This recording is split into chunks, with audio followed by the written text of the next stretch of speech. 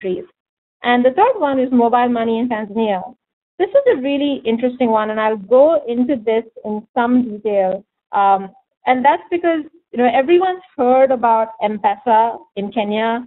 It's a really familiar story. And the success of M-Pesa in Kenya really demonstrated that that there was a lot of potential to serve the unbanked and drive social development and economic growth through mobile money. And Kenya saw phenomenal success. Within 14 months of the launch of M-Pesa, Safaricom had about 2.7 million customers signed up.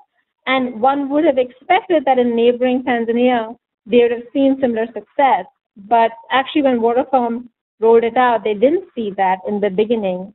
And it almost seemed like a failure at the start. But the story of the rise of M-Pesa in Tanzania is really fascinating and provides rich lessons on the roles of facilitators. And despite the fact that the firm here in question was Vodacom, which is a big corporate with large resources. And it also is a really much more interesting market because it's a very competitive market for customers in Tanzania.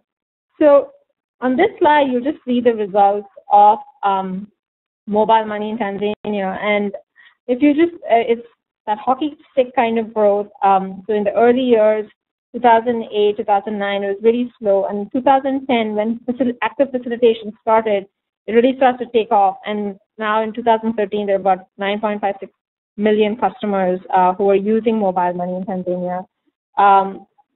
We heard from Vodacom that about 35% of the GDP in Tanzania now goes through mobile money. And I think what's even more interesting is that it's really worked out for the customer because of the competition amongst the different mobile companies. The tariffs for the end user